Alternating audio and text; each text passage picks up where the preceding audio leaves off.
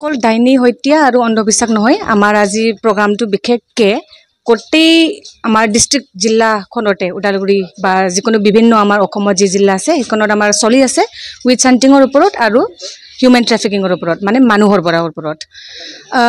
actually ক'বলৈ গ'লে আমাৰ ছ'চাইটি আজিলৈ আগবাঢ়ি যোৱা নাই সেইটো ক্ষেত্ৰত কাৰণ অন্ধবিশ্বাস আৰু হিউমেন ট্ৰেফিকিং মানুহৰ বৰাটো চলি আছে সেইটো কাৰণে আমি গোটেই ভাৰতবৰ্ষতে আজি আৰু কালি আমাৰ প্ৰগ্ৰামটো চলি থাকিব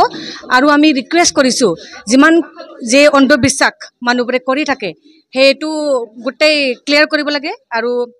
সেইবোৰৰ পৰা বাচি থাকিব লাগে আৰু যি আপোনালোকৰ গাঁওখনত কোনোবা যদি বেমাৰ আজাৰ হৈছে প্ৰথমতে আপোনালোকে হস্পিটেলত যাব লাগে ডক্টৰক দেখুৱাব লাগে কাৰণ কি হয় আমাৰ গাঁৱৰ ভিতৰৰ অঞ্চলৰখিনি বুজি নাপায় কাৰণ ইহঁতে সাধাৰণ মানুহ সেইটো কাৰণে মই ৰিকুৱেষ্ট কৰিছোঁ যিহেতু আপোনালোকৰ কোনোবা যদি অজা আছে ঝাৰ ফুকা মানুহ আছে তেতিয়াহ'লে আপোনালোকে সৰু সৰু বেমাৰটো ঠিক হ'ব পাৰে কিন্তু ডাঙৰ ডাঙৰ বেমাৰ যিহেতু মহিলাবোৰৰ বহুত সমস্যা থাকে বা ল'ৰাবোৰৰ সমস্যা থাকে সেইটো কাৰণে মই বিশেষকৈ ৰিকুৱেষ্ট কৰিছোঁ যে আপোনালোকে ভাল ডক্টৰৰ তাক চিকিৎসা কৰিলে এইটো সমাধানটো আপোনালোকে লাভ কৰিব পাৰিব সেইটো সেইবোৰ সমস্যা হৈ থাকে সেইটো কাৰণে আমাৰ চৰকাৰে বহুত মানে ইনিচিয়েটিভ লৈছে যেনে ধৰক হেল্পলাইন নাম্বাৰ আমাৰ অসমতে আমাৰ অসম পুলিচৰ নাম্বাৰটো হৈছে 100 আপোনালোকে বহুত সাধাৰণভাৱে আপোনালোকে মনত ৰাখিব পাৰে সেইখিনি নাম্বাৰটো আৰু লগতে আছে আমাৰ বিশেষকৈ ওদালগুৰি জিলাৰ কাৰণে 102 নাম্বাৰটো ডায়াল কৰিলে আপোনালোকে সমাধানটো লাভ কৰিব পাৰিব আৰু লগতে ইন কানেকশ্যন 181 যিহেতু মহিলাৰ নাম্বাৰ এইটো মহিলাৰ হেল্পলাইন নাম্বাৰ তাৰ জৰিয়তে আপোনালোকে উইচ হাণ্টিং বা হিউমেন ট্ৰেফিকিঙৰ ওপৰত আপোনালোকে সমাধানটো পাব পাৰিব আৰু লগতে চাইল্ড হেল্পলাইন নাম্বাৰ 1098 সেই নম্বৰটো আপোনালোকে ডায়াল কৰি সমাধানটো লাভ কৰিব পাৰিব বা আপোনালোকে জনাব পাৰিব যদিহে 100 নম্বৰটো আপোনালোকে কণ্টেক্ট কৰি নোপোৱাগে আৰু লগতে আমাৰ আছে 14446 যিহেতু আমাৰ অঞ্চলতে নেশা মুক্তিৰ